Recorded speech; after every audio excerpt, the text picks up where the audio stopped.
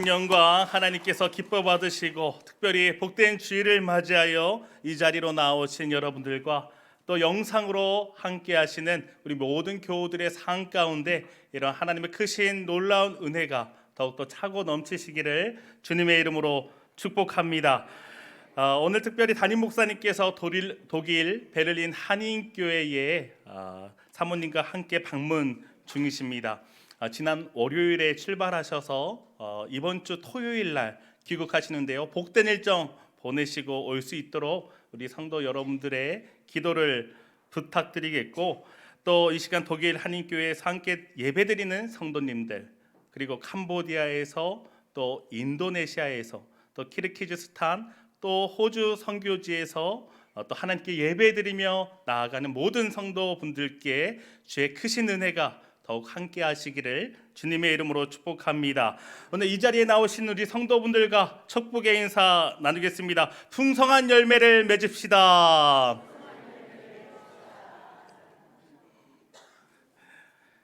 네, 오늘은 마가복음 4장 1절에서 20절의 말씀을 가지고 풍성한 열매를 맺으리라 라는 제목으로 말씀의 은혜를 나누고자 합니다. 오늘 본문에 있는 말씀은 예수님께서 씨 뿌리는 자의 비유를 통해 천국이 임하는 과정을 설명해 주고 계시는 내용입니다. 씨 뿌리는 자의 비유는 당시 팔레스타인 지방에서 행해지던 농사법을 배경으로 하고 있습니다. 이 비유는 동일한 하나님의 복음의 내용을 들었는데 서로 다른 반응을 나타내는 이 네 종류의 사람들을 통하여 복음이 전파되는 과정을 우리에게 설명해 주고 있습니다.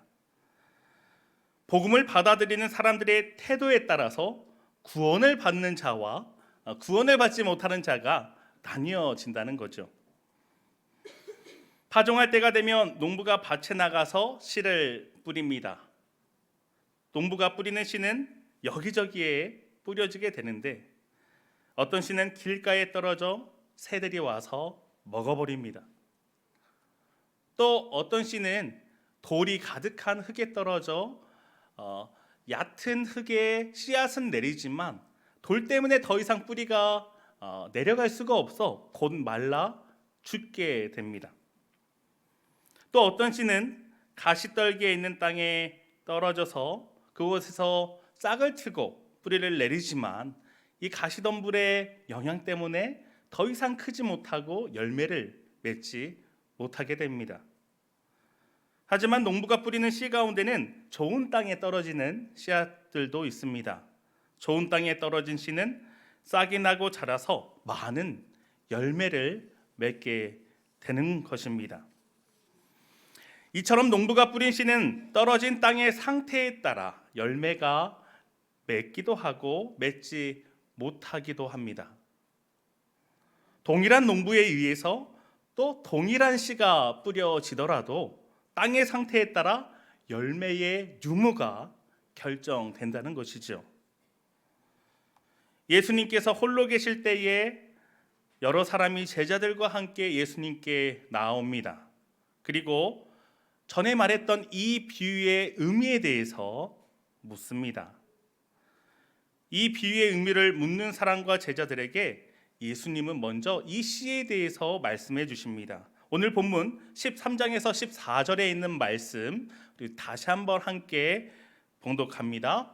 또 이르시되 너희가 이 비유를 알지 못할진대 어떻게 모든 비유를 알겠느냐?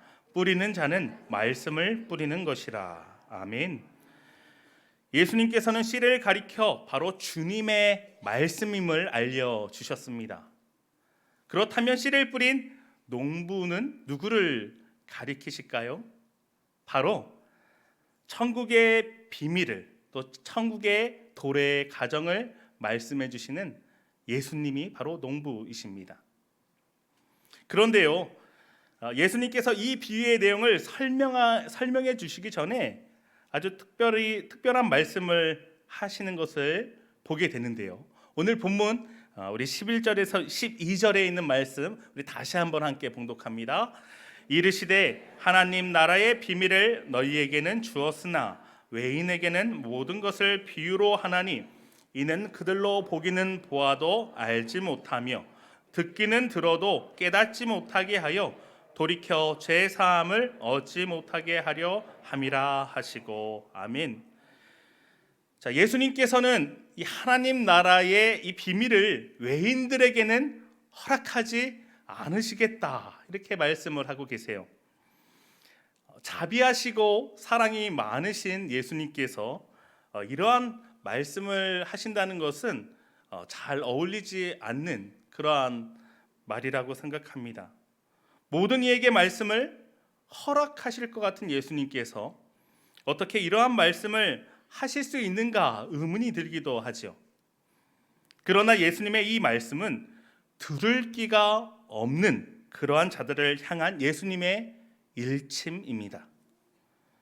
귀가 있어도 듣지 못하고 살아 역사하시는 하나님의 놀라우신 구원의 은혜가 눈앞에 펼쳐지고 있음에도 불구하고 하나님의 일을 깨닫지 못한 사람들을 향한 예수님의 경고인 것입니다. 그 경고는요, 그들이 보기는 보아도 알지 못합니다. 그들이 듣기는 들어도 깨닫지 못하게 하여 돌이켜 죄의 사함을 얻지 못하게 하겠다는 것이 예수님의 말씀입니다. 예수님은 귀신 들린 사람을 회복시키시고 아픈 이들을 치유하시고 놀라운 하나님의 은혜를 보여주셨습니다. 하나님의 뜻대로 행하는 자가 나의 형제요 자매요 어머니임을 선포하셨습니다. 너희가 하나님 나라의 주인이다. 종교적인 기득권으로 갇혀 계셨던 그 하나님을 가난하고 또 소외되고 억눌렸던 이들에게 다시 돌려주십니다. 그럼에도 불구하고 예수님의 이 기쁜 소식, 이 복음의 말씀을 여러분 기쁨으로 받지 못하고 은혜로 누리지 못한 그러한 사람들이 있었다는 것이에요. 귀신을 쫓아냈더니 귀신의 왕이 아니냐고 공격합니다. 아픈 자를 고쳐주었더니 왜 안식일에 병을 고쳤냐며, 배고픈 제자들을 위해 함께 밥을 먹으니 왜 세례 요한의 제자들과 같이 바리새인들과 같이 금식하지 않느냐며 비난합니다. 복음으로 받지 못한 사람들의 모습은 구원의 은혜의 모습을 누리지 못하는 것뿐만이 아니라 삶의 편협함과 건조함마저 느껴집니다. 사실 예수님은 이 씨 뿌리는 자의 비유를 통해서 바로 이들의 모습을 질책하고 계심을 우리는 깨달을 수 있습니다. 오늘 우리에게 주시는 말씀을 통하여 우리에게 영적인 교훈과 함께 영적인 도전이 되는 복된 은혜의 시간이 되시기를 주님의 이름으로 축복합니다. 오늘 말씀 15절의 말씀 다시 한번 함께 봉독합니다. 말씀이 길가에 뿌려졌다는 것은 이들을 가리킴이니 곧 말씀을 들었을 때에 사탄이 즉시 와서 그들에게 뿌려진 말씀을 빼앗는 것이요. 아멘. 씨 뿌리는 자의 비유 중에 첫 번째 비유의 말씀이 바로 길가에 떨어진 씨앗입니다. 예수님은 길가에 떨어진 씨는 새들이 와서 즉시 먹는다고 말씀하시지요. 곧 주님의 말씀을 들었을 때 사단이 즉시 와서 그 말씀을 빼앗아 간다는 것입니다. 여기서 길가는 복음의 말씀을 듣지도 믿으려고도 하지 않는 강팍한 마음을 가리키고 있습니다. 이런 마음을 가진 사람들은 결코 생명의 싹을 틔울 수가 없습니다. 왜냐하면 강팍한 마음은 하나님의 뜻을 신뢰하지 않기 때문입니다. 출애굽기 1세대 이스라엘 백성들은 하나님의 은혜를 경험하며 출애굽을 하였습니다. 애굽에 내려진 10가지 재앙을 직접 그들의 눈으로 모두 목격을 했어요. 막혔던 홍해 바다가 눈앞에서 갈라지는 구원의 은혜를 경험하였습니다. 밤에는 불기둥과 낮에는 구름기둥으로 인도하시는 하나님의 은총을 그들은 직접 체험했습니다. 그러나 그들의 삶은 위기가 나타날 때면 언제나 늘 하나님을 불신하고 원망합니다. 그 불신과 원망은 그들이 가나안 땅을 눈앞에 두고도 들어가지 못하고 40년 동안 광야를 방황하다 모두 그 광야에서 죽음을 맞이합니다. 하나님의 말씀과 뜻을 듣지 않고 순종하지 않는 그 강팍한 마음은 이 세상 가운데에서 이리저리 휩쓸리다 결국 죽을 수밖에 없는 인생을 가리킵니다. 두 번째 비유의 말씀은 돌밭에 뿌려진 씨앗입니다. 본문의 말씀 16절, 17절 우리 다시 한번 함께 봉독합니다. 또 이와 같이 돌밭에 뿌려졌다는 것은 이들을 가리킴이니 곧 말씀을 들을 때에 즉시 기쁨으로 받으나 그 속에 뿌리가 없어 잠깐 견디다가 말씀으로 인하여 환난이나 박해가 일어나는 때에는 곧 넘어지는 자요. 아멘. 이스라엘 땅에는 그 속이 두꺼운 석회암으로 이루어졌다고 해요. 그래서 겉으로 볼 때는 흙밭같이 보이나 흙밭 바로 밑에는 이 돌들이 많이 있다고 합니다. 이러한 돌밭에 뿌려진 씨앗은 그 돌의 온기로 인해서 싹을 금방 틔울 수는 있지만 바로 그 흙이 깊지 아니하므로 바로 돌에 가로막혀서 뿌리가 더 이상 자랄 수 없게 되자 곧 말라 죽게 된다는 것입니다. 이러한 씨앗과 같은 부류의 사람들이 있습니다. 예수님의 말씀을 기쁨으로 받지만 환난이나 고난이 찾아왔을 때 그 말씀을 잃어버리는 자들입니다. 바로 감정으로 주님을 믿는 것이죠. 열광주의에 빠져 예수님을 찬양하다가 금세 시험에 들어 예수님을 떠나갑니다. 물론 우리의 신앙에는요, 감정이라는 요소가 있습니다. 주님과 동행하는 그 기쁨과 즐거움, 또 감사와 소망이 우리 믿는 자들의 마음속에는 있는 것이죠. 그러나 그 신앙생활은 감정만으로만 하는 것이 결코 아닙니다. 왜냐하면 인간의 감정은 빈약하고 또 취약하기 때문입니다. 아침과 저녁의 마음이 다르고요. 또 상황과 환경에 따라 나의 마음이 변해버리죠. 그러므로 우리의 신앙의 근거를 우리의 감정에 두어서는 안 됩니다. 로마서에서 사도 바울은 진정한 성도는 환난 중에서도 즐거워한다라고 교훈해주고 있습니다.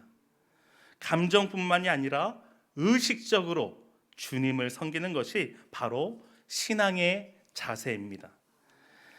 세 번째 비유의 말씀은 가시떨기 밭에 뿌려진 씨앗입니다. 오늘 본문 18절에서 19절의 말씀 우리 함께 봉독합니다. 또 어떤 이는 가시떨기에 뿌려진 자니 이들은 말씀을 듣기는 하되 세상의 염려와 재물의 유혹과 기타 욕심이 들어와 말씀을 막아 결실하지 못하게 되는 자요. 아멘. 가시떨기는 팔레스틴 땅에서 사시사철 볼 수 있는 식물입니다. 그 종류도 200가지가 넘는다고 해요. 상뿐만이 아니라 들에서도 어디서나 목격할 수 있을 정도로 그 생명력이 강한 것을 알 수 있습니다. 그런데 이 가시떨기는 다른 식물에 비해 성장 속도가 너무 빠른 거예요. 그래서 다른 식물이 미처 자랄 시간을 허락받지 못하는 것입니다. 햇볕을 가릴 뿐만이 아니라 그 수많은 가시들로 인해서 다른 식물들이 온전히 성장하지 못하게 방해한다는 것이죠. 그렇게 결실도 하지 못합니다. 그러한 의미에서 가시떨기는 씨앗의 성장을 방해하고 결실을 맺지 못하게 하는 그러한 장애 요소를 의미합니다. 성경은요, 이러한 신앙적 장애 요소를 바로 세상의 염려와 물질주의라 가리키고 있습니다. 요한복음 6장에 보면 이러한 자들이 등장합니다. 예수님께서 오병이어의 기적을 베푸시자 많은 사람들이 예수님께 모여듭니다. 왜냐하면 작은 음식으로 많은 사람들을 먹일 수 있는 그 능력을 보았기 때문이에요. 그러나 예수님께서 썩지 않는 영생의 양식을 구할 것을 사람들에게 말씀해 주시자 예수님께 다가왔던 많은 사람들이 예수님을 모두 떠나는 것을 우리는 말씀을 통해 볼 수 있습니다. 그들의 관심은 영혼의 구원에 있지 아니었습니다. 있다가도 없어질 바로 그 물질이 목적이었다는 것이죠. 우리가 살아가는 이 세상에도 이러한 사람들이 많이 있습니다. 영원한 진리와 생명보다 이 세상의 명예와 권력과 부를 얻기 위해 교회에 모이는 자들이 많다는 것이지요. 가시떨기밭에 떨어진 씨와 같은 사람들은 무엇을 먹을까, 무엇을 마실까, 무엇을 입을까 세상 염려와 물질을 구하는 자들입니다. 그 결과 주님을 은 30에 판 가롯 유다와 같이 변질되고 타락하는 인생의 길을 걷게 됩니다. 예수님은 먼저 그의 나라와 그의 의를 구하라 말씀하십니다. 그리하면 이 모든 것을 너희에게 더하시리라 이렇게 약속해 주셨어요. 또한 물질과 하나님을 동시에 섬길 수 없다라고 우리에게 말해 주셨습니다. 여러분, 우리가 이 둘 중 하나님과 세상의 물질 이 둘 중에 하나를 선택해야 한다면 하나님을 살 수 없는 물질보다 우주 만물을 창조하시고 세상의 역사를 운행하시는 하나님을 택하는 것이 훨씬 남는 장사가 아닐까요? 지금까지 나의 삶 가운데 함께 하시고 구름 기둥과 또 불 기둥으로 인도하신 하나님을 신뢰하고 의지하는 것이 세상 그 무엇보다 비교할 수 없는 가치가 아니겠습니까? 사랑하는 성도 여러분, 교회로 모이기에 힘쓰는 것을 넘어서 영원한 진리와 생명을 위해 주의 말씀을 선택하고 또 따르는 삶이 되시기를 주님의 이름으로 축복합니다. 마지막 네 번째 비유의 말씀입니다. 좋은 밭에 심겨진 씨앗입니다. 오늘 본문 20절의 말씀 우리 다시 한번 함께 봉독합니다. 좋은 땅에 뿌려졌다는 것은 곧 말씀을 듣고 받아 30배나 60배나 100배의 결실을 하는 자니라. 아멘. 좋은 땅은 충분히 많은 열매들을 낼 수 있는 비옥한 땅을 가리킵니다. 순수한 마음으로 하나님의 말씀을 받고 지키는 사람들이 바로 여기에 해당됩니다. 마음의 바탕은요, 너무나도 중요합니다. 밭이라고 모두가 같지 않은 것처럼 마음의 그 바탕에도 모두가 다 차이가 있기 때문입니다. 어떤 마음은 길가와 같고, 어떤 마음은 돌짝밭과 같고, 어떤 마음은 가시덤불 같고, 또 어떤 마음은 옥토와도 같습니다. 그런데 성도 여러분, 이 길가도 돌짝밭도 이 가시 덤불밭도 옥토와 같이 변하게 할 수 있는 방법이 있어요. 여러분, 그 방법은 그 땅을 갈아 엎어버리는 것입니다. 삽과 곡괭이로 돌을 거르고 가시덤불을 제하여 내고 그 길을 비옥하게 만들게 되면 모두가 다 옥토밭이 될 수 있는 것입니다. 사랑하는 성도 여러분, 우리의 마음이 이러한 옥토밭이 되시기를 주님의 이름으로 축복합니다. 내 마음이 아직 길가와 같을지라도, 내 마음이 약간의 자갈이 남아있다 할지라도, 내 마음에 약간의 가시덤불이 있다 할지라도 하나님의 그 갚을 길 없는 그 사랑의 삽을 들고 예수 그리스도의 십자가 은혜의 곡괭이를 들고 나의 마음밭을 옥토밭으로 갈아엎는 복된 삶이 되시기를 주님의 이름으로 축복합니다. 제가 그 무돌교회의 사역을 하기 위해 강주에 내려오기 전에, 지금은 돌아가셨지만 할아버지께 인사를 하러 찾아뵌 적이 있습니다. 강주에 있는 무돌교회로 사역을 하러 간다 말씀드렸더니 저희 할아버지께서는 좋은 교회로 가는구나 이렇게 말씀하시는 거예요. 할아버지 무돌교회를 아세요? 질문을 했더니 처음 듣는 교회라고 하시는 겁니다. 아니, 알지도 못하는 교회를 어떻게 좋은 교회라고 말씀을 합니까? 물었더니 이렇게 답을 해주셨어요. 상중아, 옥토밭이잖아. 무돌. 들을 귀 있는 분들께서만 들어주시면 되겠습니다. 사랑하는 성도 여러분, 우리 무돌교회가 지난 주일에 창립 기념주일을 맞이하였습니다. 옥토밭과 같은 교회에서 우리의 심령이 옥토밭이 되었으면 좋겠습니다. 감사하게도 하나님께서는 이 자리에 있는 우리 모두에게 복음을 들을 수 있는 귀, 그리고 하나님의 이 말씀을 받아들일 수 있는 마음을 우리에게 이미 허락해 주셨습니다. 우리가 원해서가 아니라 하나님께서 원하신 것이고 택하셔서 우리를 이 자리에 앉혀 주셨다는 것입니다. 그리고 우리를 사명자로 세워주셨어요. 그 사명은 주님께 받은 그 복음의 씨앗을 우리도 뿌려버리는 것입니다. 말씀을 전할 때, 우리가 복음의 전도자가 됐을 때, 길가와 같은 마음, 또 돌짝밭과 같은 마음, 또 가시덤불과 같은 그러한 마음의 사람들을 우리는 만날 수가 있습니다. 예수님의 말씀을 받아들이지 못한 사람들과 같이 우리를 공격하고 또 비난할 수도 있습니다. 그러나 더러 좋은 밭을 준비된 자를 만나 30배, 60배, 100배의 결실을, 놀라운 일을 하나님께서는 우리에게 약속해 주고 계세요.